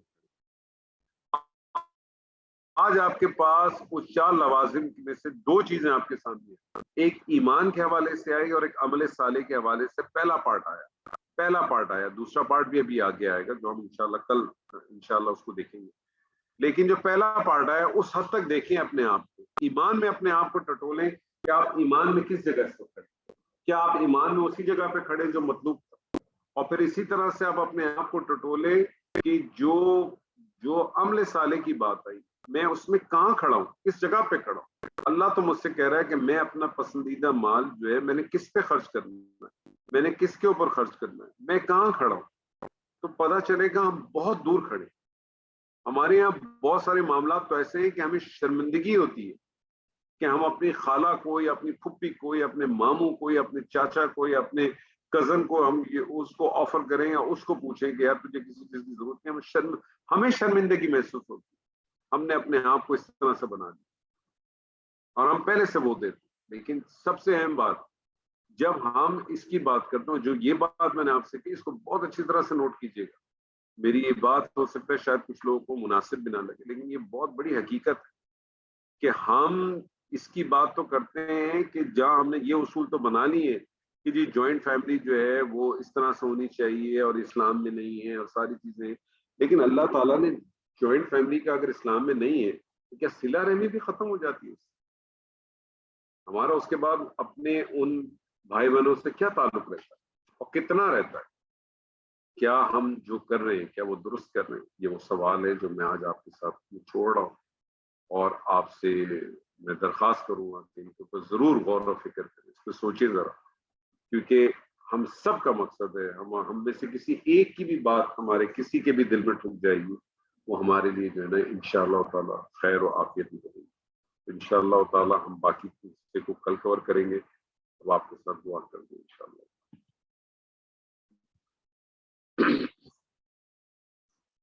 اللهم ربنا لك الحمد كما خلقتنا ورزقتنا وهديتنا وعلمتنا وفرجتنا عنا.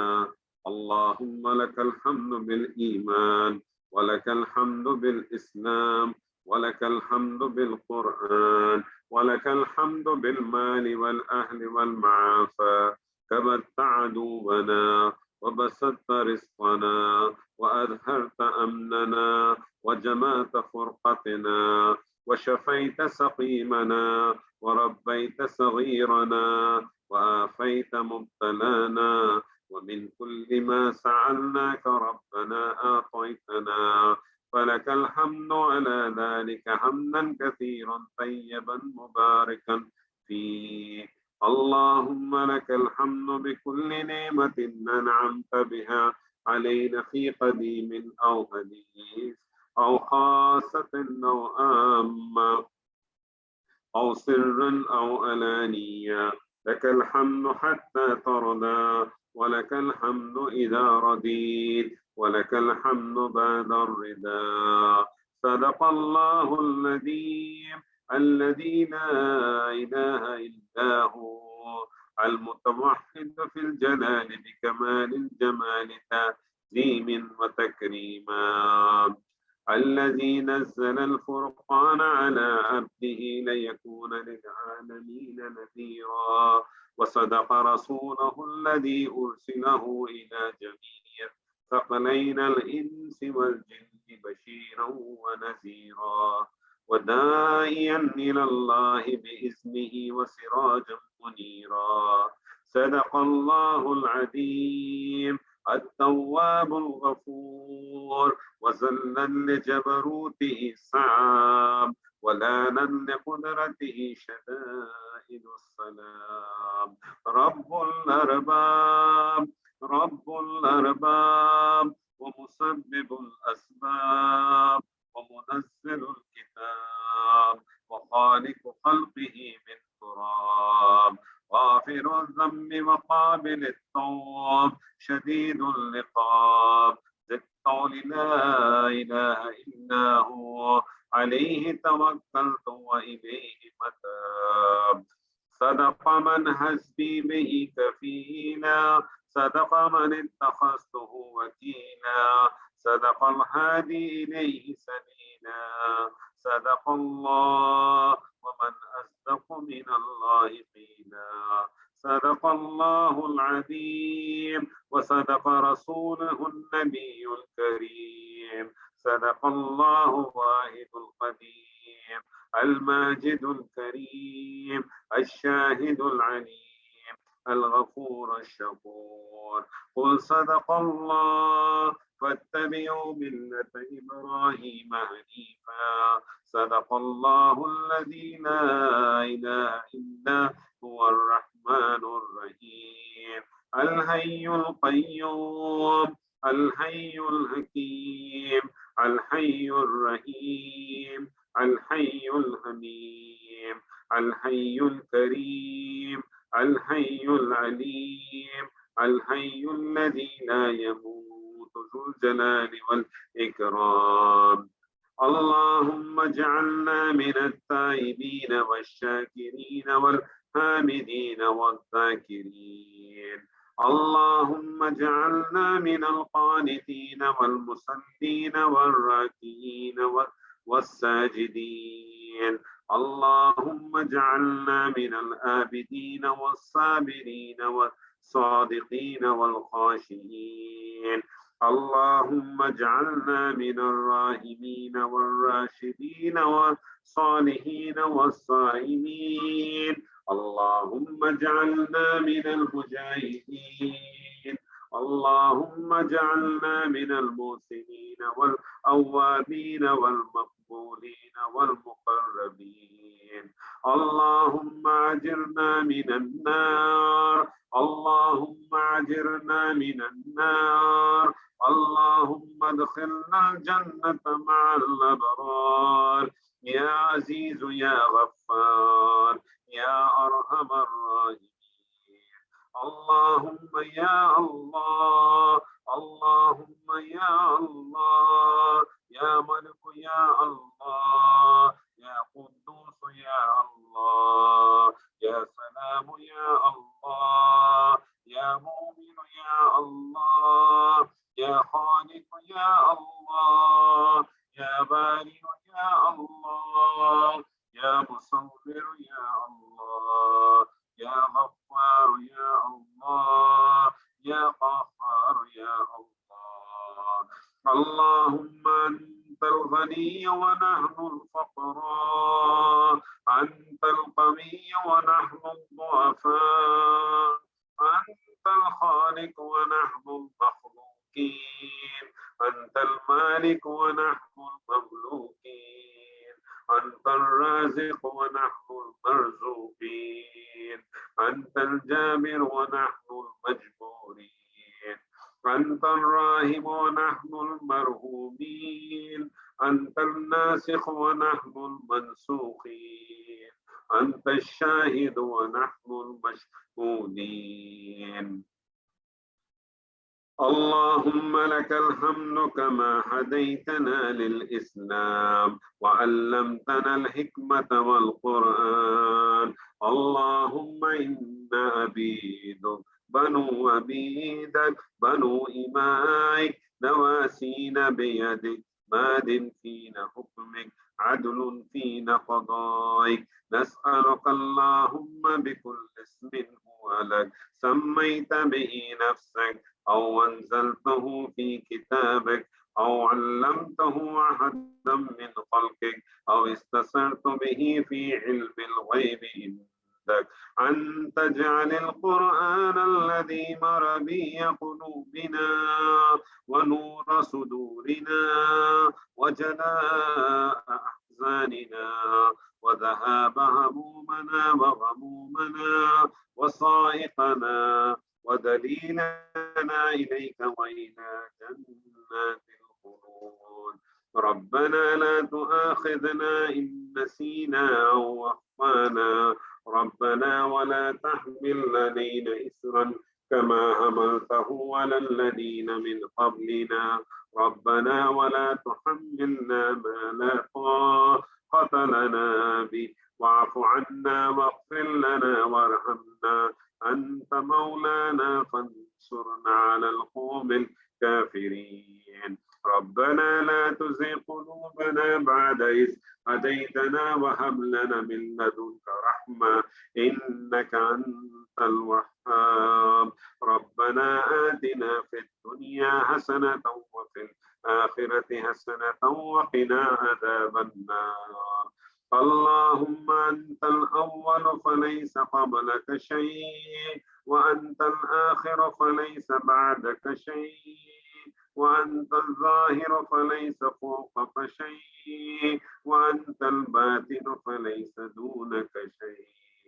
اللهم صل على محمد ما ذكره الذاكرون الأبرار وصل على محمد ما تعاقب الليل والنهار وصل على محمد والمهاجرين والأنصار. سبحان ربك رب العزة عما يصفون وسلام على المرسلين والحمد لله رب العالمين.